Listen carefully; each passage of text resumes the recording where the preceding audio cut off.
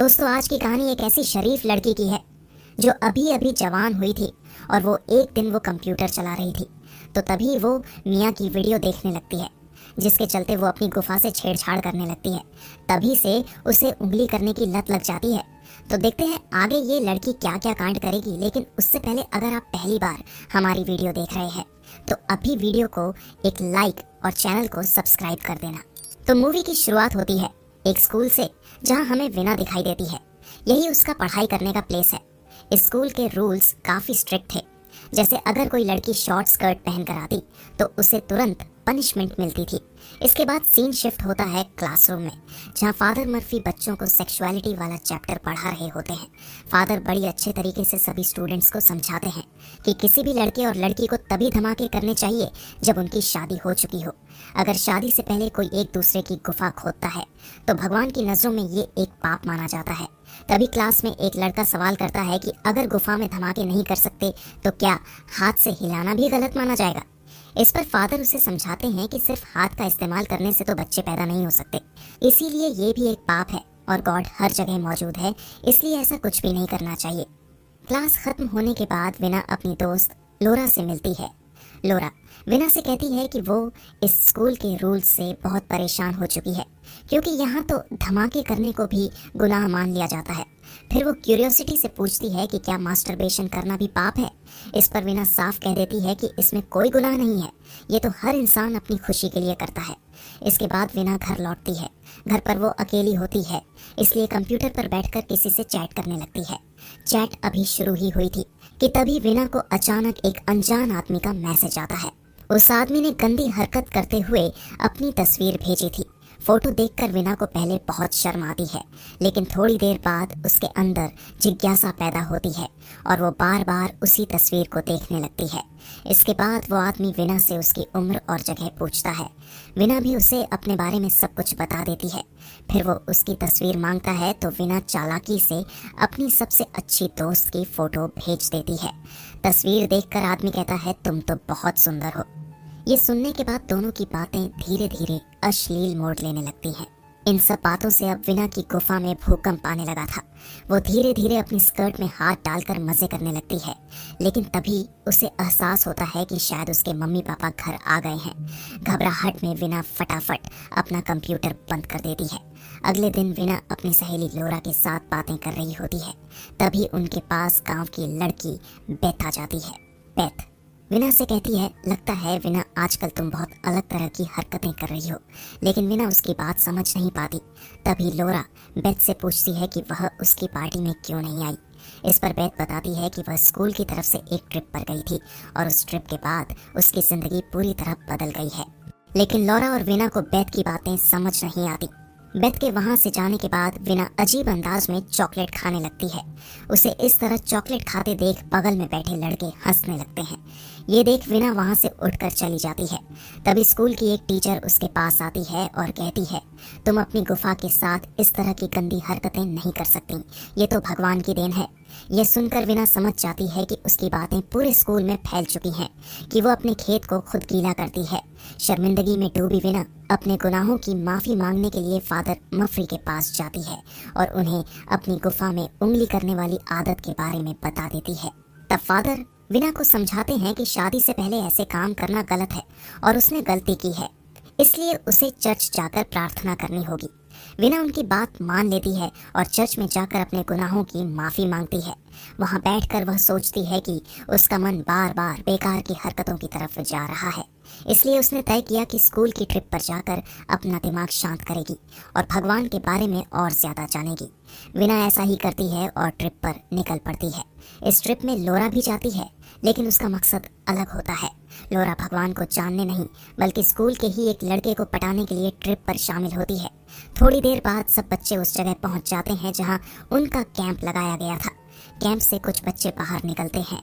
उन बच्चों में एक लड़का था जिसका नाम क्रिश था और वो उनके ग्रुप का लीडर भी था। क्रिश को देखते ही विना की गुफा में हलचल होने लगती है। तभी ट्रिप की इंचार्ज नैना वहां आती है और सभी बच्चों को अंदर ले जाती है। नैना विना से उसका फोन मांगती है, क्योंकि इस ट्रिप पर मोबाइल ले जाना मना था। ताकि सबका ध्यान पूरी तरह ट्रिप पर ही रहे।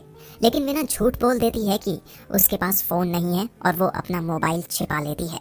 इसके बाद सारे बच्चों को एक बड़े हॉल में बैठाया जाता है, जहां फादर मर्फी सबको अलग अलग ग्रुप में बांट देते हैं। किस्मत से वीना क्रिश वाले ग्रुप में आ जाती है, जिससे उसके मन में खुशी की लहर दौड़ जाती है। फिर फादर मर्फी बच्चों से कहते हैं, तुम सब यहाँ आए हो, ये पहले से भगवान की इच्छा थी। अब तुम 4 दिन तक यहाँ रहकर अपनी जिंदगी को और अच्छे से समझो, क्योंकि यही ईश्वर की इच्छा है। इसके बाद वे सभी को एक पेपर थमा देते हैं, जिसमें अलग अलग फीलिंग्स लिखी होती हैं। फादर बताते हैं कि हर किसी को उस पर टिक करना है जो उसने यहाँ आने से पहले महसूस किया हो। सारे बच्चे अपने अपने हिसाब से टिक कर देते हैं, लेकिन वीना छुपकर टर्न ऑन वाले खाने पर निशान लगा देती है। दरअसल कुछ दिन पहले ही उसके मन में किसी के साथ धमाके करने का था, मगर टिक करने के बाद वीना को डर सताने लगता है कि अगर किसी को ये पता चल गया तो सब उसका मजाक उड़ाएंगे। इसलिए वीना उस टिक को मिटाने की कोशिश करती है, लेकिन उससे पहले ही सभी बच्चों के पेपर जमा करवा लिए जाते हैं। इसके बाद नैना खड़ी होकर सबके सामने अपनी कन्फेशन बताती है। वो कहती है, मुझे हमेशा लगता था कि मेरे मम्मी पापा मुझसे प्यार नहीं करते, लेकिन यहाँ आने के बाद मेरी जिंदगी बदल गई है। अब मुझे महसूस होता है कि वो सच में मुझसे भी प्यार करते हैं। सबको उसकी बात सही लगती है। अब रात को वीना अपने पुराने फोन में सांप वाला गेम खेल रही होती है। जैसे ही गेम में वो हार जाती है और फोन वाइब्रेट करता है, तो अचानक उसके दिमाग में एक ख्याल आता है और वो अपने फोन को अपनी गुफा पर रख लेती है। इससे वीना को बहुत मजा आता है। अगले दिन सभी बच्चे जंगल घूमने निकलते हैं।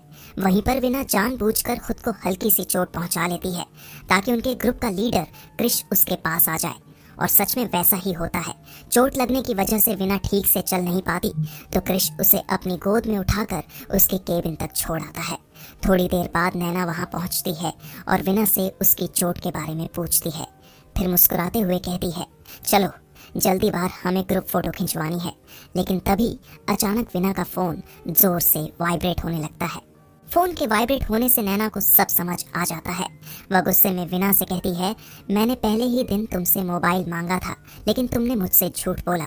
अब मुझे इस बारे में फादर से बात करनी पड़ेगी।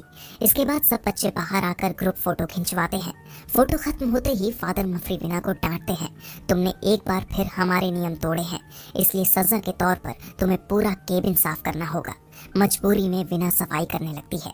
सफाई करते करते उसकी नजर फादर मफरी के कमरे में रखे कंप्यूटर पर पड़ती है। अपने मन पर काबू न रख पाकर वीना तुरंत कंप्यूटर के पास जाती है और वहां बैठकर फिर से एक लड़के से चैट करना शुरू कर देती है।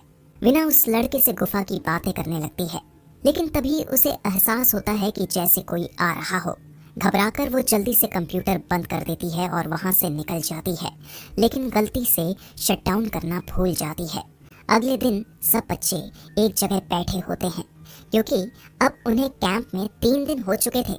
तभी फादर मर्फी वहां आते हैं और सबके सामने कहते हैं, जिसने भी मेरे कंप्यूटर से चैट की है, अगर वो खुद आकर बता देगा तो अच्छा रहेगा। लेकिन कोई भी बच्चा इस बात को स्वीकार नहीं करता। तब फादर मफरी एक एक करके सब बच्चों से बातचीत करने लगते हैं, ताकि सच सामने आ सके कि उनके कंप्यूटर का इस्तेमाल आखिर किसने किया था। जब वीना इंटरव्यू देने आती है तो फादर मफरी उससे कहते हैं, पूरे स्कूल में तुम्हारा इनाम लिया जा रहा है, हर तरफ बस तुम्हारी ही बातें हो रही हैं। इस पर वीना जवाब देती है, मैं एक सीधी सादी लड़की हूँ और जो भी बातें आपने मेरे बारे में सुनी हैं वो सब झूठी अफवाहें हैं। इसके बाद वीना किचन में सफाई का काम कर रही होती है। तभी उसकी क्लास का एक लड़का वहां आता है और जानबूझकर कचरा नीचे गिरा देता है। इस हरकत पर वीना बहुत गुस्से में हो पड़ती है और कहती है, तुम्हारी वजह से ही आज मैं पूरे स्कूल में बदनाम हो गई हूँ। इस पर वो लड़का भी पलटकर बोलता है, तुम भी कोई कम नहीं हो, तुम्हारी वजह से ही मेरा ब्रेकअप हुआ है। इतने में फादर वहां आकर उस लड़के को अपने साथ ले जाते हैं। उधर वीना फिर से सफाई करने में लग जाती है। सफाई करते करते उसकी नजर खिड़की से बाहर पड़ती है, जहां नैना और स्कूल का एक लड़का गुफा की खुदाई करते दिखाई देते हैं। ये नज़ारा देखकर वीना के अंदर भी हलचल होने लगती है और वह झाड़ू के डंडे से मजे लेने लगती है। ये सब हो जाने के बाद वीना अपनी दोस्त लोरा के पास जाती है और नैना की करतूत उसे बताती है, लेकिन लोरा उसकी बातों पर विश्वास नहीं करती और कहती है, तुम्हारे दिमाग में हर समय बस यही बातें चलती रहती हैं, इसलिए तुम्हें हर कोई तुम्हारे जैसा ही लगता है। सच कहूँ तो तुम बहुत गंदी लड़की हो। लोरा गुस्से में कहती है, आज के बाद मुझसे कभी बात मत करना। ये सुनकर विना का दिल टूट जाता है और उसे बहुत बुरा लगता है। अगले दिन जब विना सफाई कर रही होती है तो उसे उसी लड़के का ब्रेसलेट मिलता है जिसने उसके बारे में अफवाहें फैलाई थी। विना उस ब्रेसलेट को उठाकर फादर के कंप्यूटर के पास रख देती है। तभी अचानक उसे किसी के आने की आहट सुनाई देती है। घबराकर विना तुरंत छिप जाती है। तभी फादर मर्फी कमरे में आते हैं और अपना कंप्यूटर चालू करके उसमें मिया की वीडियो चलाते हैं। फिर वो अपना डंडा हिलाने लगते हैं। ये देखकर विना हैरान रह जाती है। बाहर आकर उसके मन में ख्याल आता है, साला ये खुद तो मजे ले रहा है और बाकी सबको ज्ञान पेलता फिरता है। तभी बाहर उसे क्रिश दिखाई देता है। विना की आग पहले से ही भड़क चुकी होती है और वो अचानक क्रिश को किस कर लेती है। क्रिश भी मजे लेने लगता है, लेकिन तुरंत ही उसे एहसास होता है कि ये गलत है, इसलिए वो घबराकर वहां से भाग जाता है। रात को सब बच्चे अलग अलग ग्रुप बनाकर मस्ती कर रहे होते हैं, लेकिन विना का दिमाग सुबह की घटना को लेकर ही उलझा रहता है। बेचैनी से परेशान होकर वो सबको छोड़कर भाग जाती है और सीधे एक बार में पहुंचती है। वहां उसकी मुलाकात जीना नाम की एक औरत से होती है, जो विना को उदास देखकर उसके पास आती है और उससे बातें करने लगती है। विना अपनी परेशानियां जीना को बताती है। वो कहती है, लोग जैसे अंदर से होते हैं वैसे बाहर से दिखाई नहीं देते। जिस स्कूल में मैं पढ़ती हूँ वहाँ छोटी सी गलती की भी सजा मिलती है। ये सुनकर जीना मुस्कुराती है और कहती है, मैं भी जब छोटी थी तब कैथोलिक स्कूल में पढ़ी हूँ, इसलिए मुझे अच्छी तरह पता है कि तुम्हें कैसा महसूस हो रहा होगा। कुछ देर बातें करने के बाद जीना विना को उसके कैंप के बाहर छोड़ देती है और जाते जाते कहती है, तुम्हें जल्दी ही अपना स्कूल बदल लेना चाहिए ताकि तुम अपने मन की जिंदगी जी सको। जिस लड़के ने विना के बारे में झूठी बातें फैलाई थीं, वही लड़का अब शर्मिंदा होकर सबके सामने आता है। उधर लोरा भी विना के पास आकर कहती है, मुझे माफ कर दो, मैंने तुम्हें गलत समझा, तुम्हें गंदी और अश्लील कहा। असल में सारी हरकतें उस लड़के ने की थी। अब कैंप का आखिरी दिन था, इसलिए सब बच्चों को मौका दिया गया कि वो अपनी अपनी फीलिंग्स शेयर कर सकें। उस लड़के ने खड़े होकर अपने किए गए सारे कांडों के लिए सबके सामने माफी मांगी। जब बारी विना की आई तो उसने हिम्मत जुटाकर कहा, यहाँ बैठा हर इंसान अपनी असली सच्चाई छुपा रहा है। सबके चेहरे पर एक नकली मुखौटा है जिसे कोई उतारना नहीं चाहता। इसके बाद विना अपने घर लौट आती है और नए स्कूल के बारे में सोचने लगती है। अगली सुबह जब वो अपने नए स्कूल जाती है तो वहाँ उसकी मुलाकात फिर से क्रिश से हो जाती है। क्रिश उस दिन कैंप में हुई घटना के लिए विना से माफी मांगता है। दोनों के बीच की गलतफहमियां दूर हो जाती हैं और धीरे धीरे वो अच्छे दोस्त बन जाते हैं। कुछ दिनों बाद विना कन्फेशन के लिए फादर के पास जाती है। वहाँ वो साफ साफ बताती है, जब मैं टूर पर गई थी तब मैंने देखा कि एक आदमी कमरे में अकेले बैठकर क्रोम वाली वीडियो देख रहा था और अपना डंडा हिला रहा था।